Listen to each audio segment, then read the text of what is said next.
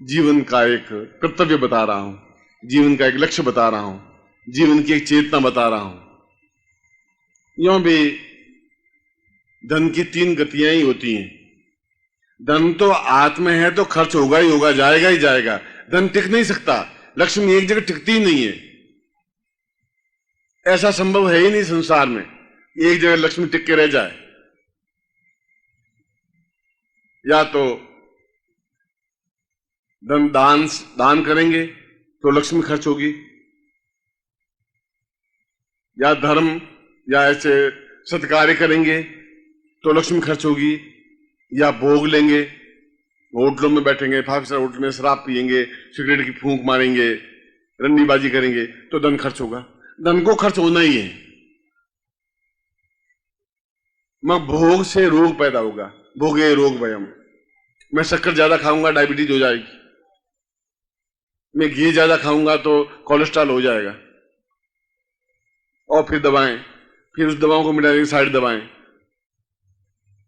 इसलिए लक्ष्मी एक जगह टिकती नहीं है। मेरे पास सुबह 100 रुपए थे, दोपहर को 80 रुपए रहेंगे, 20 रुपए गए, लक्ष्मी गई 20 रुपए तो कहीं और जगह। उसके पास 100 रुपए तो उसके पास 120 हुए, कल उसके पास वापस 80 रुपए रहेंगे। आपने कितना काम किया, कैसा किया, किस प्रकार से किया, कैसे अपनी समस्याएं मिटाई, और पहले दिन से आज तक मैं यही बात कहता आ रहा हूं कि हम स्वयं अपनी समस्याओं को मिटाने में सहायक बन सकें।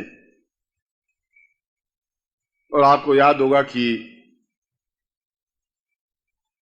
और शायद विश्वास नहीं हो तो आप दिल्ली में आके देखें, करीब 600 पंडितों के पत्र मुझे प्राप्त हुए भारत के अलग अलग प्रांतों से, अलग अलग स्थान से, कि आप कैसे पैदा हो गए, हमारी रोटी रोजी आप क्यों छीन रहे हैं, इन सबको सिखा दोगे तो हम कहां मरेंगे, भूखे मरेंगे, क्या करेंगे, आप जैसा कैसा व्यक्ति पैदा हो गया। अब रोज पत्र आ रहे हैं, 600 की फाइल बन गई। अब मैं पत्रिका में छापूं तो उनको पत्र लिख दे रहा हूं, भाई मैं तो उनको खुद को कहता हूं कि तुम अपना खुद का इलाज तुम खुद करो। मैं यह कह रहा हूं तुम्हें दक्षिणा नहीं दे कि बस लक्ष्मी का मंत्र आपने सिखा दिया, दीपावली पूजन आपने पत्रिका में छाप दी, अब हमें कौन पूछेगा, कौन हम रोटियां कहां से खाएंगे। ये आप कर क्या रहे हैं? आप तो उल्टे पंडितों को बर्बाद कर रहे हैं। आप कैसे पैदा हो गए अधर्मी? आप पंडितों के घोर शत्रु हैं। हूं तो हूं। अब पंडितों को खुद को मंत्र आवे नहीं, वो पूरा मंत्र बोल सके नहीं, उनको लक्ष्मी का मंत्र का ज्ञान नहीं, उनको पूजा नहीं, तो मैं अपने मुंह से उनको पंडित कहां से कहूंगा। और उसके बावजूद भी अपने शिष्यों को सिखाता हूं। तो आप सभी पंडित हैं, आप सभी ब्राह्मण हैं, और जन्म से नहीं होता। जन्म नाम जायते शूद्र संस्कारात् द्विजोच्यते। जन्म से तो सभी शूद्र होते ही हैं, चाहे ब्राह्मण के घर में पैदा हो, चाहे क्षत्रिय के घर में पैदा हो, चाहे वैश्य के घर में पैदा हो, वह तो शूद्र ही होता है। क्योंकि न उसको टट्टी का ज्ञान होता है, न पेशाब का ज्ञान होता है, कहां टट्टी जाना है वो टट्टी में पड़ा रहता है, मां नहीं धोए तो पड़ा रहता है, इसलिए उसको शूद्र ही कहते हैं। जब गुरु मिलता है तो ज्ञान देता है, चेतना देता है, उसको समझाता है कि ये मंत्र सही है, ये लक्ष्मी की आराधना सही है, यह चेतना सही है, इस तरीके से तुम प्रयोग करोगे तुम्हें सफलता मिलेगी। इसलिए मैं पंडितों का विरोधी नहीं हूं, क्योंकि अभी अभी 30-40 पत्र आ गए थे तो प्रसंग याद आ गया। और मैं तो सबसे पहले पंडितों को हाथ जोड़ के पूजा, उनकी अर्चना करता ही हूं, उनके लिए नतमस्तक हुई। मैं उनका विरोधी हुई नहीं। मैं तो खुद पंडित हूं, ब्राह्मण हूं। मैं ब्राह्मण होकर ब्राह्मण का विरोध क्यों करूंगा, और किसी का भी विरोध क्यों करूंगा, मगर गलती का विरोध जरूर करूंगा। उनको मंत्र गलत होगा तो मैं विरोध करूंगा। आज से 30-35 साल पहले बनारस में पंडितों की भरी सभा में कहा था, मैंने कहा आप मंत्र गलत बोल रहे हैं, और गलत मंत्र से कोई लाभ होगा नहीं। और उसका फल हुआ, शाम को मेरे ऊपर कम से कम 70-80 लाठियां पड़ी, पंडितों मिलकर पीटा। मैं तो अकेला था, और पीट के गंगा में डाल दिया कि साला मर जाएगा। गंगा में 3 घंटे बेहोश पड़ा रहा। ये 30-35 साल पहले की बात। एक शिष्य कोई पास में से निकला, उसने कहा ये गंगा में कैसे पड़ा, उठा के घर लाए, हल्दी लगाया, चूना लगाया और दूध में हल्दी मिला करके पिलाया। उस समय ऐसा ही करते थे गांव में। दूसरे दिन फिर सभा हुई, फिर मैं पट्टियां बंदी हुई, फिर जाके वहां सभा में बैठा हुआ था, क्योंकि मुझे उन्होंने आमंत्रित किया था, तो मेरी ड्यूटी थी मैं जाऊं। उनका 3 दिन का शिविर, आपको आना है, आप पंडित जी हैं, आपको भाग लेना चाहिए। मैं जरूर भाग लूंगा। मैं गया। पहले दिन मेरे साथ ये घटना घटी, दूसरे दिन फिर मैं बैठा हुआ, सफेद पट्टियां बंधी हुई हल्दी की, और उनको साला ये वापिस आ गए। दूसरे दिन कहा, मैंने कहा कि आपने कल लाठियां कम दी थी, इसे मरा नहीं मैं। मरूंगा तो अभी नहीं, मैं मरूंगा तो पूरा 100 साल जिंदा रहने के बाद सोचूंगा।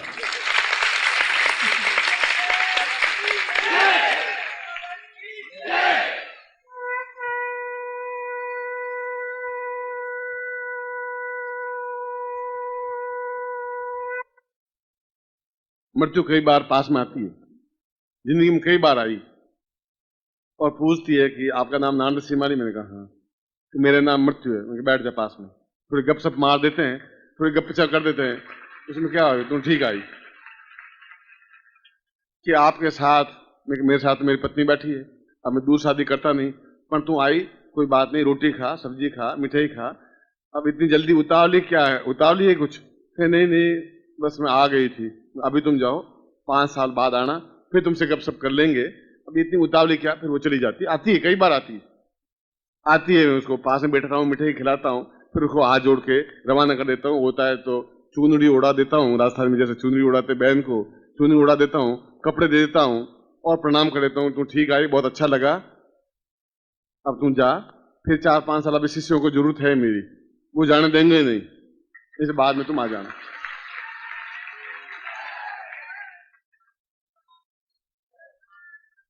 और यह सब एक मनुष्य शरीर को ज्ञान, पंडितों की बात इसलिए कही कि मैं उनको भी यही कहता हूं कि आप शुद्ध मंत्र का उच्चारण सीखिए। शुद्ध मंत्र ब्राह्मण बनिए, तेजस्वी बनिए, धारवान बनिए, वेगवान बनिए। आप ब्राह्मण हैं, अगर ब्राह्मण का कार्य कर रहे हैं तो, अगर नाई हैं तो सुंदर बाल काटिए, गांव में फिर पूरे शहर में आपका ही नाम हो, ब्रिटिश हेयर कटिंग सैलून नाम रखिए, फिर ये छोटे मोटे नाम रखिए मत। जो भी करें ए ग्रेड का काम करें। ब्राह्मण है तो फिर ब्राह्मणत्व तो करिए, फिर झूठा मंत्र बोलें, गलत मंत्र बोलें। क्या मुझे ऐसा ही सिखाया था? मैंने ऐसा सिखाया था तो मैं आपको सही सिखा रहा हूं, मेरे शिष्य आपको सही सिखा देंगे, मैं तो बाद में सिखा दूंगा, उनसे सीख लीजिए। इसलिए आपको कोई आपका विरोध नहीं कर सकता। आपके मन में किसी के प्रति द्वेष नहीं है। आपकी जेब में पैसे हो तो ब्राह्मण देवता हैं, उनको दक्षिणा दीजिए, दीपावली और बुलाइए, मैं आपको मना नहीं कर रहा हूं।